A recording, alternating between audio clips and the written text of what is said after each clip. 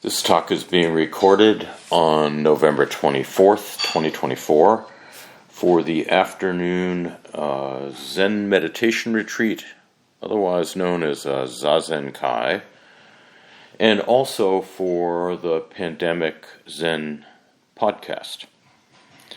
So I want to start with a saying. The saying is, where the rubber meets the road. Where the rubber meets the road. So, Zen practice, if it's of any value to you, has to enter the space where the rubber meets the road. What do I mean by this? You might think of the rubber as this practice, this meditation practice, mindfulness, studying and understanding the principles of Buddhism, the entire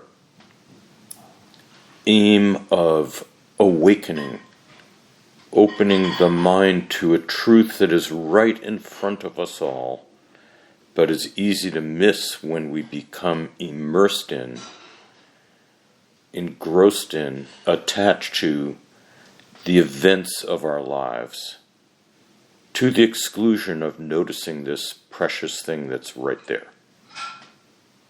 That's the rubber. What's the road? The road is your actual life, the events happening, all the situations, people, circumstances. Included in this are the elections that we just went through. So, where the rubber meets the road is the ability of the rubber to have traction on the road, to be able to contact the road, connect to the road, not slide out, not slip out, not send you careening over a cliff. So can the rubber of our practice keep us on track on any road surface? That's where the rubber meets the road. Now, we just had an election. This is my first talk after the election.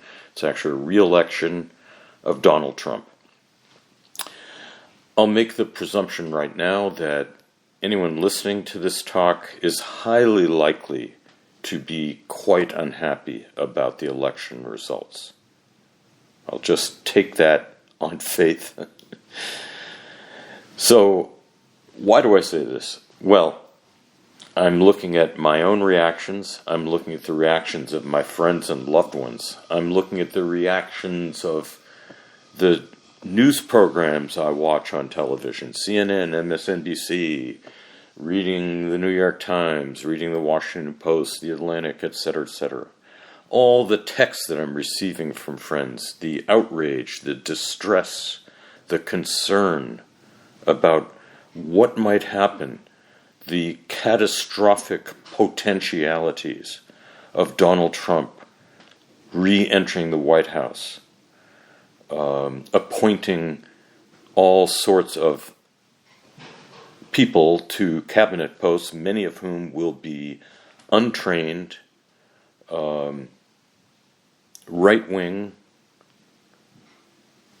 perhaps racist, generally aiming at tearing down institutions, creating chaos, and all the other things that we are worried and concerned about as listeners to this podcast. So, for 2 weeks now, it's been about 2 weeks, I've been in quite a bit of turmoil over this. It's been on my mind a lot. It's been on the minds of my friends and family and loved ones.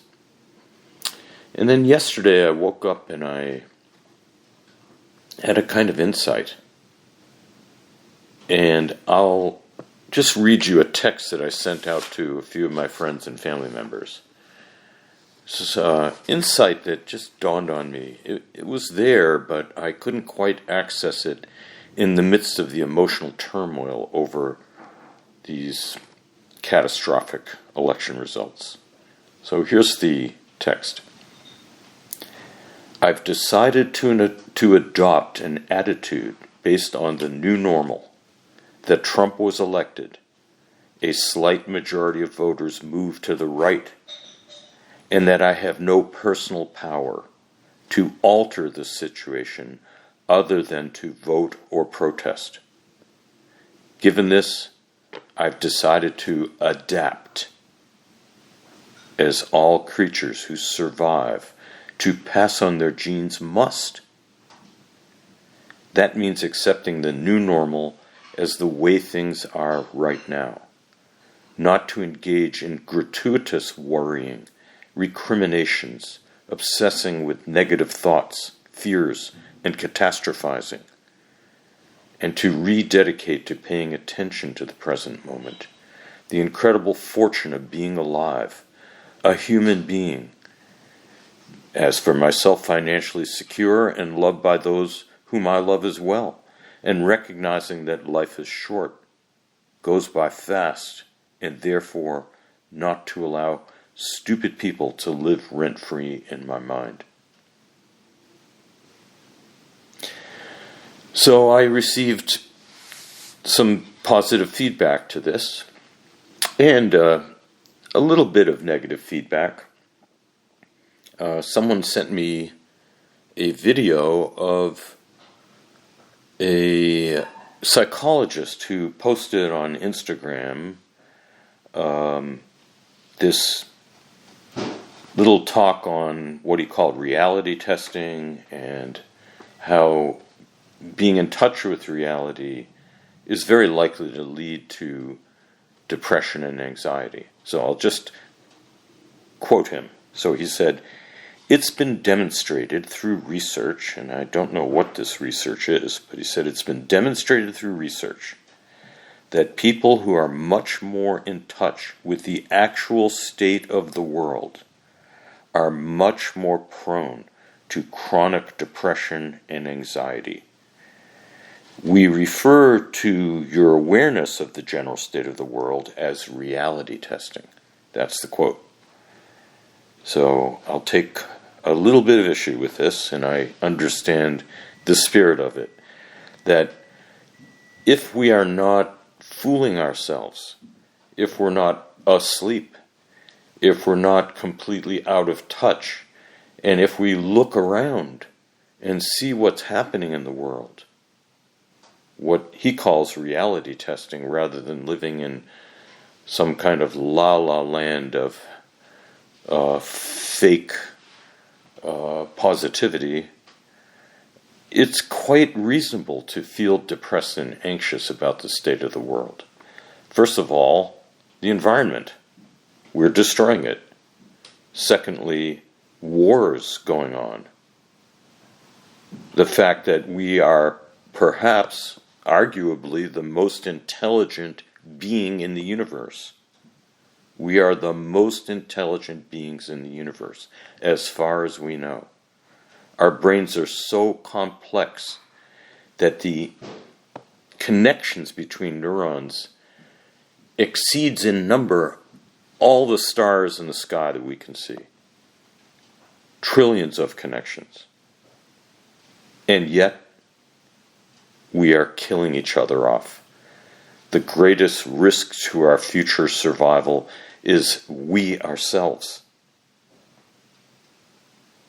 So it's reasonable to feel anxious and depressed about the state of the world. But he makes some comments here.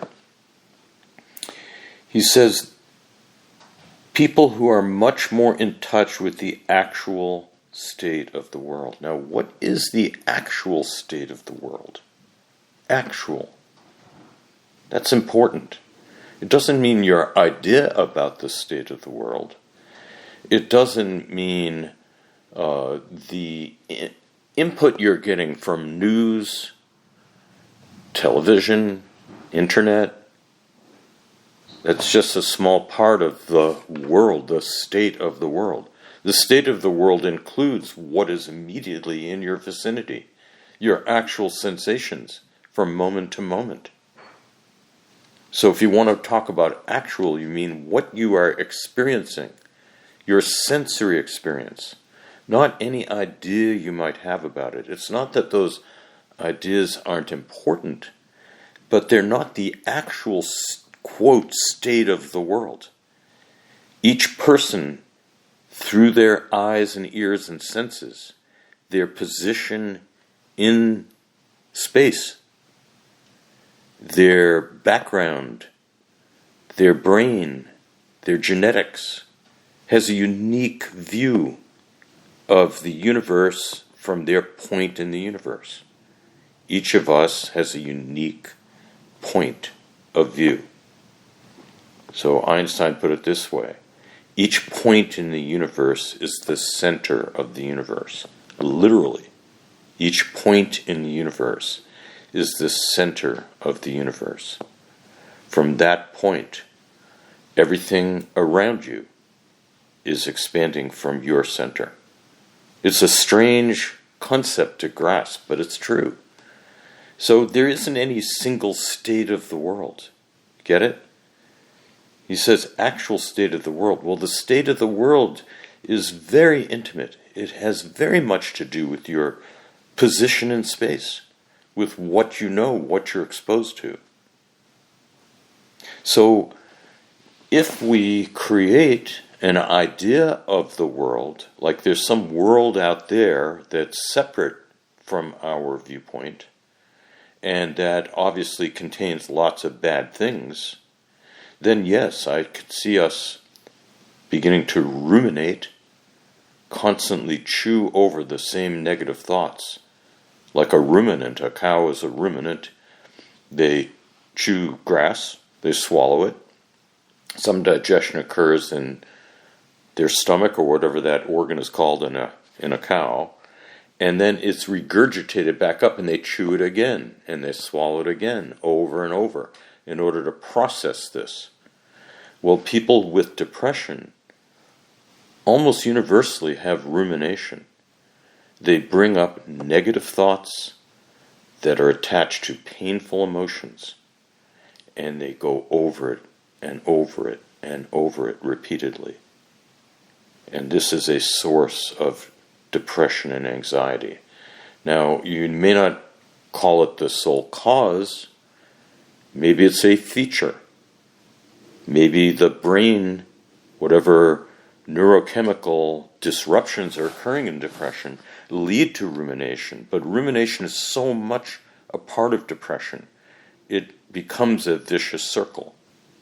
We call it vicious circle thinking. So the rumination leads to more disruption in brain neurochemistry, and disruption in brain neurochemistry leads to more rumination in an endless vicious circle. So sometimes I'll refer to depression as a kind of black hole, because people get depressed about being depressed, and that just leads down, down, down.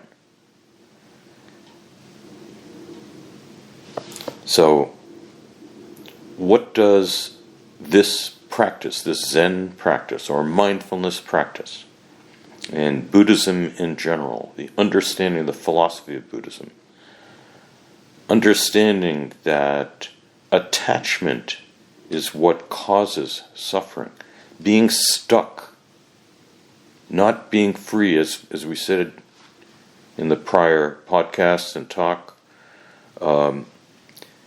If you have a dwelling mind, it blocks you from awakening. In the Diamond Sutra it said, develop a mind that abides nowhere, that dwells nowhere, that gets stuck nowhere. And in not getting stuck, mind flows forth from each and every thing, each and every circumstance, whether we like it or not. Now, just going back for a moment to this fellow, this psychologist who posted on Instagram about people who are much more in touch with the actual state of the world being much more prone to depression and anxiety. There are some comments on the internet as well, partly on what he said, and also how people themselves who are depressed are viewing reality. So let me just read a couple of these statements I found on Reddit. So this person said, this is the title, "My whole life is one big mistake." And then they went on to write, "I regret everything in my life, really. Like everything I've tried. Everything I've ever tried was a failure. Everything was just a wasting of time. Each dream I've ever had brought me anything but pain.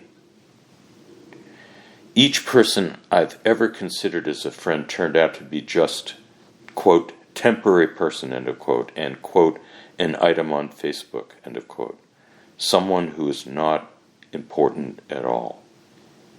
Each passion and hobby I've ever had eventually transformed into pain and regret.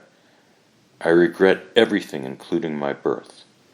I'm a mistake. I shouldn't have been born. That's how I feel." That was one entry. Here's another entry in this same chain, this same posting on Reddit. Someone else said, "I have so much regret in my life. There's not one day that goes by that I don't think about what went wrong and what I could have done differently. Even now, it feels like every decision I'm making is wrong." So you can see how this rumination and this sense of regret and this feeling that everything I've done has been a mistake. I can't take it back. How can I move forward? You could put it all under the trite saying, life sucks and then you die. So, what might Zen have to say about this? Okay. Let's read a quote here. This is actually from Shunryu Suzuki. And Shunryu Suzuki was a Zen master. He died a few years ago. He lived in Los Angeles, and he was the head of a large Soto Zen school there. I wouldn't say just Los Angeles. He also lived in Tassajara and San Francisco, but basically the West Coast. He was a Soto Zen teacher. So what is Soto Zen? Soto Zen originated in China, and one of its originators, and we'll talk about him in a little while, his name was Tozan Ryokai. He was actually Chinese, but I'm using the Japanese transliterations of these Chinese names because they're so much easier to pronounce. So Tozan Ryokai was the founder of Soto Zen, and a monk named Dogen, who was Japanese, went to China to study under Tozan and other teachers, and he brought this style of Zen, this Soto style of Zen, back to Japan. Now, I'll talk about just the two styles briefly. There are only two remaining schools of Zen from what used to be 5 or 6 or 7 different schools of Zen. The only ones that have lasted all the way to the present are Soto, which has as its fundamental practice a kind of zazen called shikantaza. Shikantaza is letting go of thinking and entering the sensations of each moment, moment after moment, with a kind of bare attention. The other school of Zen is Rinzai, and this one utilizes koan, like the ones that I've mentioned in many of my talks, and I'll bring one up today as well. Primarily utilizes koan or these teaching stories as the focus of one's meditation. Now, it doesn't exclude shikantaza. Very often in Rinzai Zen, a student will work on a koan, have a resolution, then go back to shikantaza, which is this attentive bare sitting. But the two kind of work together in Rinzai Zen, and Soto Zen focuses much more on shikantaza. Now, there's one other fundamental difference. Rinzai Zen emphasizes the importance of the experience of awakening, otherwise known as satori or kensho, whereas Soto Zen is a little more subtle on this. Soto Zen's attitude is that whatever one realizes in kensho or satori is already present, already right under your nose. And the importance is not any experience.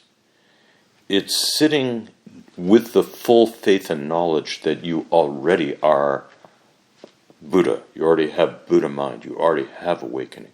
So seeking for this awakening is actually moving you in the wrong direction because you're ignoring the awakening that is present right there, the truth that is present in each moment of your zazen. There's a difference here, but in the long run, they both end up at the same place. So, I will often quote a saying that I really like. It's one of my favorite golden oldies of Zen. And this saying is this. A Zen master once said, "My whole life has been one mistake followed by another." My whole life has been one mistake followed by another. Remember the very depressed person who posted on Reddit about what a mistake they felt their life was. So this Zen master said, "My whole life has been one mistake followed by another." So here's the quote from Shunryu Suzuki about this statement. Well, it turns out this statement was made by Dogen, who was the Japanese Zen master who went to China, studied under Tozan Yokai and others, and brought Soto Zen back to China. And it is one of the last two remaining schools of Zen. So here's what Shunryu Suzuki said. The teacher Dogen said 2,000 years ago, "We are the descendants of Shakyamuni." That's the Buddha, the name of the Buddha. 2,000 years ago, he was our ancestral father. He is muddy and wet from following and chasing after the waves. It can be described like this, but also there is the principle of the way, that we must make one mistake after another. What is this like? Whether the Buddha is present or not present, I trust he is right under our feet. Face after face is Buddha's face. Fulfillment after fulfillment is Buddha's fulfillment. And then Shunryu Suzuki quotes, this is actually him himself. So Suzuki then had this to say about what I just read. When we reflect on what we are doing in our everyday life, we are always ashamed of ourselves. One of my students wrote to me saying, quote, "You sent me a calendar, and I'm trying to follow the good mottos which appear on each page, but the year has hardly begun and I have already failed." And then Suzuki goes on to say, Dogen Zenji, that means great teacher Dogen, said, Shoshaku Jushaku. Shoshaku Jushaku. Shaku generally means mistake or wrong. Shoshaku Jushaku means to succeed wrong with wrong, or one mistake after another, or one continuous mistake. According to Dogen, one continuous mistake can also be Zen. A Zen master's life could be said to be so many years of Shoshaku Jushaku. to succeed wrong with wrong. This means, and this is kind of the punchline here, so a Zen master's life could be said to be one wrong followed by another, one mistake followed by another, and Suzuki finishes this off with the statement, this means so many years of one single-minded effort. Okay.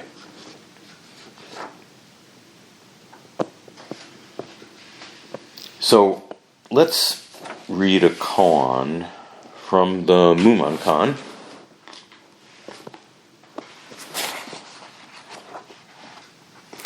Okay, so this is case 21. And the title of this case is Umon's Kanshiketsu. Okay, I'll translate Kanshiketsu. This is a very crude term in Japanese. So, Kanshiketsu, kan means dry, shi means, if we translate it in English, shit, and ketsu is stick. So a kanshiketsu is a dried shit stick. What is a shit stick?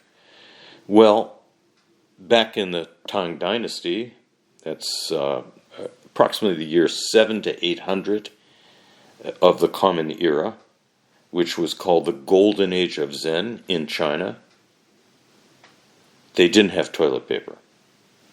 Just either wasn't invented or I don't even know if they had paper. Well, maybe they had paper, but paper was so expensive they wouldn't have wiped their rear ends with it, that's for sure.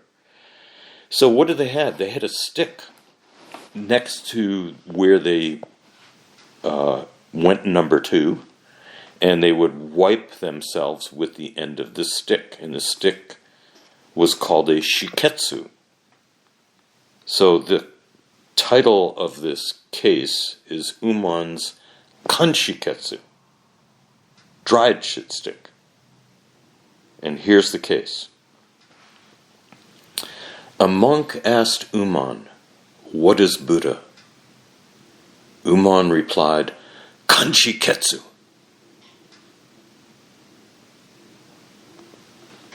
So Mumon makes a comment. Mumon was the compiler of the Mumonkan, or the Gateless Gate. His comment is, Umon, the Zen master Umon, was too poor to prepare plain food, too busy to speak from notes. He hurriedly took up shiketsu to support the way. In other words, he took up this shit stick as a support of the structure of Zen Buddhism. And then he finishes this comment with, the decline of Buddhism was thus foreshadowed. And then there's a verse. Okay, so very often in these koan, in the Mumonkan, Mumon's verse will kind of tie it all together. So here's his verse for Umon's Kanshiketsu. Lightning flashing, sparks shooting, a moment's blinking, missed forever. Okay. So the monk asked Umon, what is Buddha? What was the state of mind of this monk? Well, the word Buddha has many meanings in Zen. First, it can refer to the actual historical Buddha Shakyamuni. It can refer to the enlightenment, the essence of the awakening of Shakyamuni Buddha, which he then spent 40 years teaching before he died.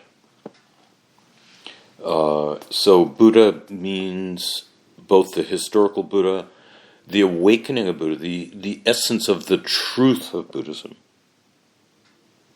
And it can also refer to the very mind itself, mind with a capital M, the shining of the world in each object in the world, the very fact of the world, something that precedes all the particularities. So, the last talk I gave, we talked about The title was The Substance of Me. We talked about the origin of the universe in the Big Bang, but what was there before the Big Bang occurred? That's Buddha. That's mind. It was the very potential for anything to later be. It had to be there. The fact that there is anything right now is complete, incontrovertible proof that even before anything appeared, there had to be the potential for that. This potential in Buddhism is called mind with a capital M. It also goes by many other names. So the monk is asking, what is Buddha? Let's presume here that he not only wants to understand what the truth is, he's going to this great master Uman. He wants to know what the truth is, but he also is holding this truth in high regard. He views it as some state of perfection, some state of correctness, of non-mistakedness, of a total ideal, the highest state, the highest status, something that has no wrong in it. Okay? Something certainly that has no mistake in it. So he asks Uman, what is Buddha? Now, Uman was a wonderful, great master. He was from the Rinzai school of Zen, and he was known to be quite vigorous and shocking even in his teaching. Let me read a little bit about him. So, Uman Bunen, he was a noted master. This is from the Three Pillars of Zen in the vocabulary section of the book. Uman Bunen was a noted master of the late Tang dynasty, who, like Rinzai, used vigorous language and violent tactics to jar his disciples into self-awakening. The circumstances of Uman's own enlightenment are known to all Zen students. Seeking Dokusan with Bokushu, later to become his master. So Uman went to the teacher Bokushu. He was his kind of root teacher, later to become his master. Uman rapped on the little door on the side of the large gateway leading to Bokushu's temple. So apparently Uman was a new student there and hadn't really had a close interview with Bokushu yet. So these close interviews are called Dokusan in Soto Zen or San Zen in Rinzai Zen. So he went there for San Zen. And Bokushu called out, "Who is it?" And Uman answered, "Bunen." That was his first name. Bokushu, whose habit it was to refuse Dokusan, or Sanzen, to all but the most ardent truth-seekers, felt satisfied from Uman's knock and the tone of his voice that he was earnestly striving for truth, and admitted him. So this is funny. These really accomplished Zen masters have done so much intense Zazen that they are super sensitive. They can read a student from the way they walk, a look in their eyes, the sound of their voice, the actions they might perform, such as knocking on a door. They can tell if this student is attentive or inattentive, in the present moment or distracted. So he felt satisfied from Uman's knock that he was earnestly striving for truth, and admitted him. Uman had scarcely entered when Bokushu, perceiving the state of his mind, seized him by the shoulders and demanded, "Quick, say it, say it." So Bokushu knew when he saw Uman that Uman had done deep inquiry, deep zazen, was on the verge of waking up. He just didn't know how to do it. And Bokushu said to him, "Quick, say it, say it." But Umon, not yet understanding, couldn't respond. He was frozen. It's not an uncommon state. When students are doing very intensive zazen, for example, during sesshin, which is a prolonged silent retreat, and they enter the teacher's room, and the teacher asks a question, and the student can't even open their mouth. The student feels frozen. I used to experience this in the many sesshin I did. There would be a stage I would go through. I felt like I was under just miles of ice. I couldn't respond. My mind was extremely sensitive. I was very in the present moment, but I couldn't formulate words. Okay. So Umon, not yet understanding, couldn't respond. To jolt Umon's mind into understanding, Bokushu suddenly shoved him out through the partly open door and slammed it on his leg. And apparently the history books say that Umon's leg was broken by this action. So he slammed it on his leg, shouting, "You good for nothing!" With a cry of "Ouch!" Umon, whose mind at that moment was emptied of every thought, suddenly became awakened. Okay, we hear stories like this. Suddenly became awakened. Now, let me just say something about that. What is it about some sudden event, and in this case, having your leg trapped in a door and feeling sudden pain?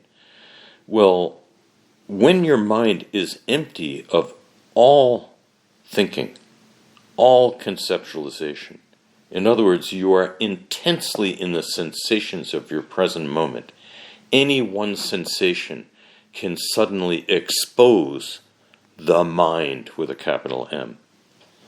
In other words, the sensation is reflecting off the mirror of the mind, and the mind can suddenly see itself, the mirror-like quality. In other words, the sensation occurs, but the fact of it, the truth of it, becomes immediately apparent to the mind. It's a kind of self-reflexive quality of the essence of mind. So that's Umon. The monk is expecting some answer that I'm sure would be proper, appropriate, inspiring perhaps, something that the monk might idealize or feel humbled by or feel inspired by. And Umon replied, "Kanshiketsu, dried shit stick." This was immediate, no hesitation. Yes, Kanshiketsu. Yes, Trump got elected. Yes, wars are happening. Yes, I've made one mistake after another mistake after another mistake. So Umon replied, "Kanshiketsu."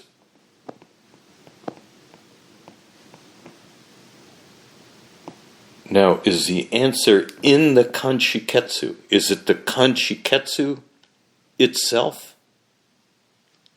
Well, you might say, yes. But what is it about kanshiketsu? What is it about anything in particular, whether we like it or don't like it? What is this essential truth with a capital T? What is it about Umon's broken leg?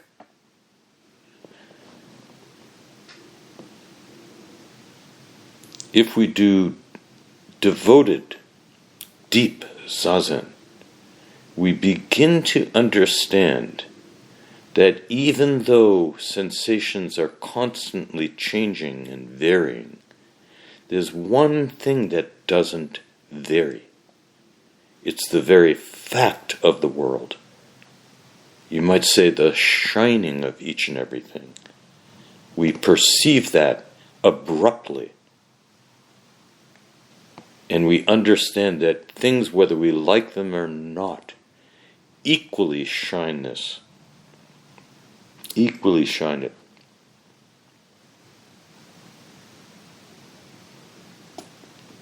So it says here, lightning flashing. This is Mumonkan's verse again. Lightning flashing, sparks shooting, a moment's blinking, mist forever. It's that quick. You have to immediately get it.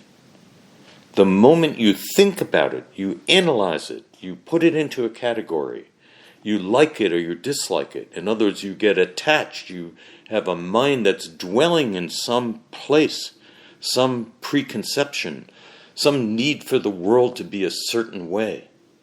You've missed it, he says here, forever.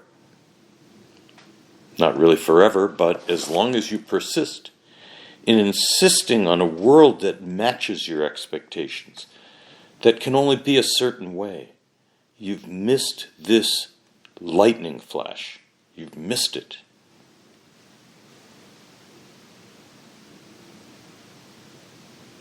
Okay, so I think we'll end here today.